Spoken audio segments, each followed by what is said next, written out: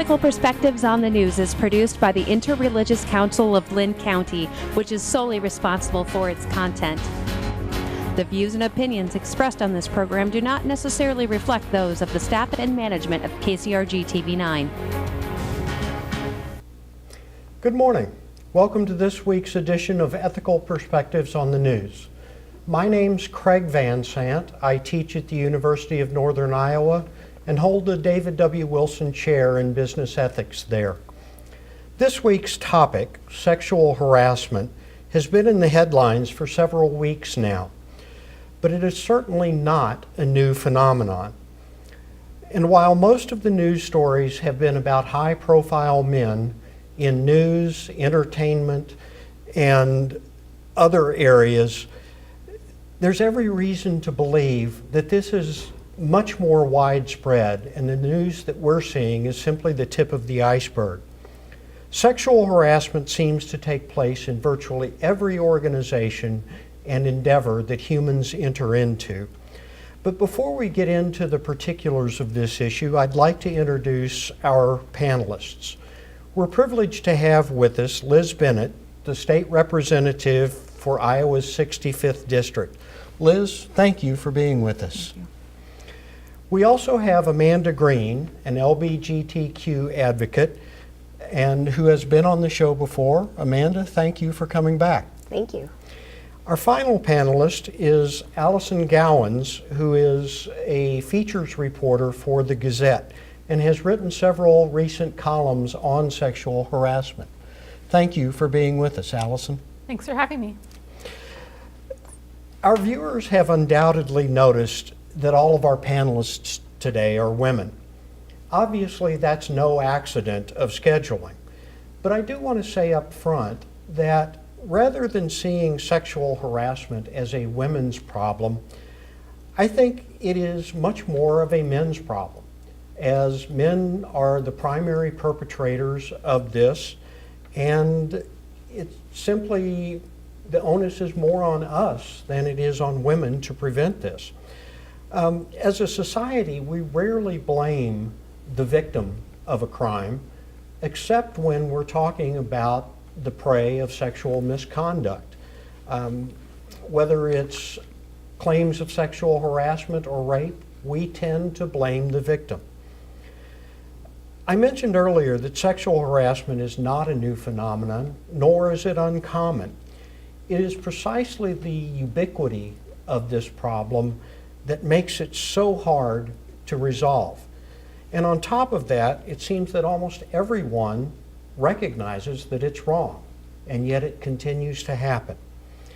So without further ado, let me turn to our panelists and attack this issue. Allison, I'd like to start with you. You've written several columns on this recently. Can you give us an overview of what you see as the main issues here? Well, it's an extremely broad topic, so I'm not going to be able to say really all of the main issues, but if we're talking about sexual harassment in the workplace specifically, I think some of the consequences that come out of it are some of the bigger issues, such as women who are either forced out or choose to leave a career or a profession or an industry because of sexual harassment. If they choose to leave to get away from the behavior, or they're pushed out when they report the behavior or reject the behavior. And we really don't know the talent and the losses that we've seen, or could have, the things we haven't seen in our culture because of those women leaving those industries. I think that's one of the big issues in my mind. Okay. Amanda, I had talked to you prior to the show about various reports of this being about sex versus being about power. How do you view it? Is it both of those, neither? I think that's a good question. I think that there are two big pieces to this conversation. One is sexual harassment, and one is sexual assault and sexual violence. Sexual harassment, by definition, involves your workplace or your work promotion and ability to, maintain your and grow your career. Whereas that's a civil rights issue. very strictly defined actually. Sexual assault can include sexual harassment. Well, sexual harassment can include sexual assault, but sexual assault is criminal behavior related to sexual acts. And I think that both topics are huge and diverse. I think they have a lot in common, and so we talk about them in common, but I think that they are both coming to the forefront at the same time as a main topic. We talked about the Me Too movement and the hashtag Me Too, which Tarana Burke actually was the person who started that whole movement. And then it became super popularized when Alyssa Milano made a post about it, shared Tarana Burke's sentiment in relation to the Harvey Weinstein news. And Harvey Weinstein is a great example of both sexual harassment and sexual assault. He committed criminal sexual assault. He also used sexual harassment, power, and sexual acts to, control and influence and manipulate people into things to benefit, their careers and to withhold things from them in their careers. Sure. Liz, as a legislator, you have a hand in forming our laws. Amanda made the distinction between civil and criminal activity. Is the law the kind of thing we should be looking to solve this problem, or is it broader than the law can deal with? I think the law is part of it, but it's a broad problem. It's severe and pervasive in our culture. I think we've seen in the news that this really starts all the way up at the top of our government. There was a lot of conversation about sexual assault in this last election, and we currently have someone occupying the Oval Office who has admitted to grabbing women and having contact with women in a lewd way against their will. That's something that some people have just taken as something that's a normal part of life. It's there. It's in everyday workplaces all over the country, not just in politics. So, I think it's something that the law needs to take seriously regarding sexual assault and sexual harassment. When we look at laws, we can look at things that we can do to make sure that people who are sexually assaulting women are not getting away with it. We can clear our rape kit backlog. We can make sure that if we have genetic material from people who have sexually assaulted women, that we have that cataloged, that we have what we need to prosecute those crimes. So we need to look at the law, but we also need everybody in all sectors of society to take this as a serious issue, to take reporting seriously, to have open door policies, and to absolutely make sure that there is no retaliation against people who are reporting this behavior in their organizations. Well, let me ask all of you. I said in my introductory statements that I see this more as a men's problem. The vast majority of sexual predators are male. And yet we seem to demand that females be the ones to protect themselves or report so that there is a solution. How do we get men to be more proactive, more willing to report these issues? Any ideas? I'd like to discuss a situation that I witnessed when I had first moved to Cedar Rapids, actually at my first job when I moved to Cedar Rapids, a situation that shocked me. In the office, some male employees had photoshopped an image of a woman's face onto a scenario of a woman getting ready to perform fellatio under the desk of another person. They photoshopped the face of a male employee onto the male's face and then proceeded to forward this throughout the office. This was forwarded to supervisors, and supervisors forwarded this on. And ultimately, it was a male employee, and if he's watching, he knows who he is. So thank you for that. I remember it to this day. who alerted HR to the situation. So men have the power to not only set the standard and say this is not acceptable to other men, but they also have the power to report things to the human resources departments. And I'll comment that at the time that this happened, even the supervisors who forwarded this material on kept their jobs. Which seems to be a continuing problem, that there is little punishment for what happens. Telling the stories of experience, I have a friend, a female attorney, who some 25 years ago experienced fairly severe sexual harassment at her first job as an attorney. She ended up leaving that job and starting her own firm because of what happened to her. She is just now, a quarter of a century later, being able to talk about that. She told me she had never publicly told anyone about it, much less her husband. And it is amazing to me how long-lasting some of these episodes can be. I will, to that note, when we talk about how difficult it is for women and men as well to talk about instances when they've been harassed, I wrote a column a month ago talking about the issue, and I didn't share any personal stories. I didn't call any men out, just talked about the issue in general, and received some pretty hateful mail.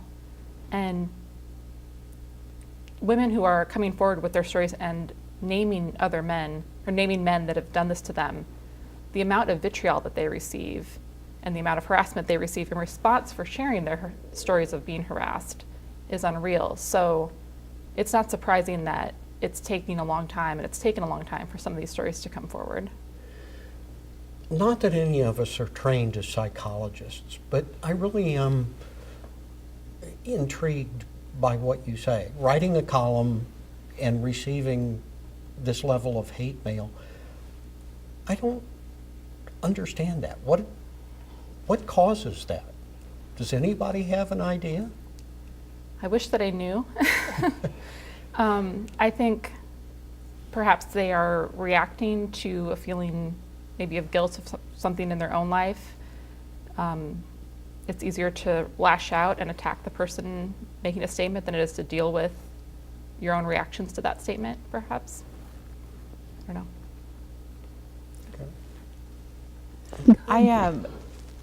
I think this is about entitlement and power. I think that people are raised in a society where in a million different ways they are brought up to believe that they should have a certain type of power over other people, that it's acceptable to them and they should be able to expect to act in a certain way. And when that privilege is threatened, I think we see the type of hostility that you've described, Allison. It's been well documented, the types of comments that people receive on the internet. And I think it really goes down to power and the resentment that goes with the threat of losing that entitlement. Mm-hmm. Mm-hmm. Absolutely. Well, again, different teachers, different experiences in teaching. I used to teach a class called The Power of Difference, and one of the things we talked about in that was white privilege. And the vast majority of students that I've taught have been Caucasian. And they really resisted that idea of white privilege, as if things had been handed to them. And, as a teacher, I tried to say, well, no, you've worked hard for things you've gotten, but you have had advantages to start with. Is this the kind of male privilege that we're talking about? I think so. I think, when we look at it's a relatively short history of women being allowed in the workforce. And we look at how that transition began and the resistance to women being allowed to do anything that made them seem equal. Voting, working, all of these privileges, like we've just said, that we assigned to masculinity and not femininity.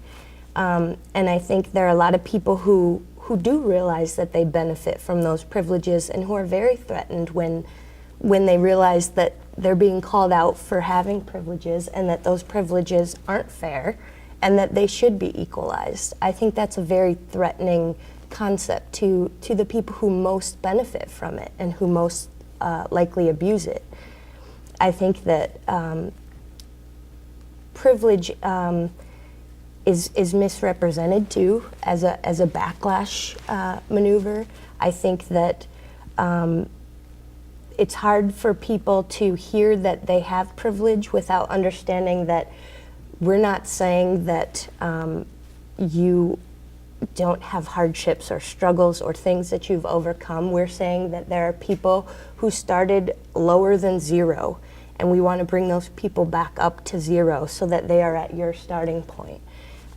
When you talk about concepts like affirmative action and you get that same reaction, that hostile, violent even reaction to people, I think it's the people who actually do realize that there is privilege, that it's a concept, that it's very much a powerful concept, and that they benefit from it, and they benefit from continuing it. I think when you look at the history of things, it's undeniable that these power plays are related to these aspects of masculinity, femininity, control, and then violence tangles right in with all of that. Okay, so let me change tacks with you all just a minute. Again, I've said this is more of a men's problem, and so if I were in your seats, I would get mad at what I'm about to ask, which is, how do we prevent this? If it's not men stopping, and it's not men giving up their privilege, how do we prevent sexual harassment in the workplace? Well, we need men to step forward and say, I'm willing to give up some privilege. I'm willing to stop harassing, or to call out the other men around me who aren't willing to take those steps yet. Women can't solve this issue on their own, and they shouldn't be asked to. Women have already been doing the emotional work of dealing with this problem for decades or centuries even. And so we really need men to step up and take some responsibility for it. Other thoughts? Well, then let me ask the obvious question, or obvious to me anyway. How does that make you feel about your male counterparts? I mean, are you ready to shoot us on sight, or?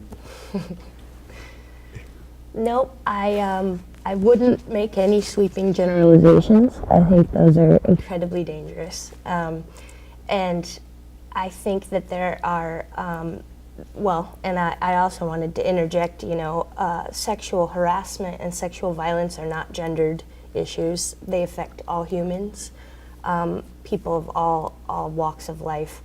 And that being said, though, women are predominantly the victims of that. We live in a world where a sexual assault happens every 98 seconds in our country. Wow. Every 98 seconds, that's how many victims since we started this program. And out of that, and these statistics are from the RAIN network, 6 in 1,000 perpetrators of sexual violence actually face jail time as their consequence. So it's a huge issue that does affect us every day, both the harassment piece and the threat or the reality of sexual violence and assault. I don't think we can say that one group of people can solve it. I know that for me personally, I believe that teaching the importance of explicit consent is incredibly important. I believe that teaching that you are responsible for protecting yourself in addition to stopping yourself from harming other people. I think we need to reframe the conversations that we have on these topics with our our children of all genders and say, you don't do these things to other humans. You don't cause harm to other humans. And yes, we teach our children to be safe and to take actions that will, most likely result in their safe, daily activities. But we have to teach, again, children of all genders that they are responsible for stopping harm and for preventing their actions from causing harm as well. I really need to say something that I think is Please. important in response to that. And Craig, you know what? I'm not ready to shoot you. Good. We just met today. But and the reason why is because I reject the notion that men somehow biologically, inherently are abusive or abusers of power or rapists. So one of the ironies to me in this conversation is that you see a lot of comments or you hear a lot of conversations where somebody says, well, people just don't want men to be men anymore, okay? And so when I hear that, that is one of the most negative and degrading things I can possibly hear directed towards men. I think that to believe that this whole conversation is not about allowing men to be men is to define men as abusive people, and I don't believe that. I think there are structural components. I think that there's been a system of social rewards and lack of social punishment around these issues. I think people have gotten away with this. People have normalized this. And that is what has enabled this type of behavior. So I absolutely believe that we can combat this behavior. As Amanda said, that people can be raised with an expectation that they will examine their behavior, that they will hold themselves accountable for treating other people with respect and not harming others. So I reject any notion that this is just essentially how men are, and so therefore, no, I don't want to shoot you, Craig. But let me push back a little bit with you on that. We've talked about how people don't generally willingly give up privilege. Okay. And people tend to react violently when we ask them to. And yet, isn't that what we're asking men to do? And you're being fairly positive that they can do that? We can do that? Well, so what I'm saying, here's what I'm saying. I'm not saying that there isn't something, or that people don't react with resentment, violence, and hostility to being asked to change their behavior and move out of privilege. What I am saying, though, is that behavior and privilege is something that is socially conditioned, and it's a structural condition in our society. It's not the essence of what a male human being is. Okay. So we've only got to change society, not the individuals within Well, I it. think it's all of those things. Yeah. It's all of those things, absolutely. It is incumbent upon individuals. It is incumbent upon men to stop abuse when they see it, to recognize it in themselves. And I think the other thing that we have to do to improve things is we have to stop the idea that there's a certain stereotype of somebody who abuses other people, either through sexual assault or in the workplace. We do have to understand that because people have been raised a certain way, there are things I think that even good people do that are abusive and that surprise them. So when that happens, it is incumbent upon that person to recognize that and to resolve to change and to hold other people responsible for that. Okay, thank you. Let me ask another question that as we're getting towards the solutions, one of the things that has struck me with all of the news in recent weeks is how rapidly organizations are now taking action against men. Okay? There have been people who have been concerned about due process, which is a legal term, doesn't really apply within businesses. Is there a danger with how quickly organizations are responding to these accusations? Well, actually, in a lot of these cases, these organizations have responded extremely slowly. A lot of these things in which men are losing their positions now are coming out of stories that happened years ago, that maybe were brought to these organizations' attention years ago. And it's only now that these stories are coming out in the media and being shown pushed into the public eye that the organizations are responding. So I don't actually think it's a matter of, trigger happy organizations firing men left and right. I think it's years and years of things finally coming to light and being acted upon. And you had mentioned earlier too about it not being an instance of the media looking for patterns. Mm-hmm. Yeah, if you read some of the accounts from some of the reporters at the Washington Post, the New York Times, other organizations that have been reporting on these stories, they talk about how they came to the ability to publish a story. They looked for patterns, they looked for corroboration. A good example of a case that did not end up being published and being leading to someone getting fired, or the consequences, was the Washington Post story where, I don't know if you're familiar with this, the organization tried to plant Right. A witness against Roy Moore, I believe. And her story fell apart when the Washington Post started doing some basic background or fact checking about what she was saying. Right. So even when you see things in the media, they're not being put out there without any checking of the facts and looking for corroboration of these things. Thank you for correcting my perspective on that. It isn't quick when this has been going on for 20 some odd years in some cases. Other thoughts about the due process idea? I think that our justice, our sense of justice, both as a department, as a concept, implies innocence until guilt is proven.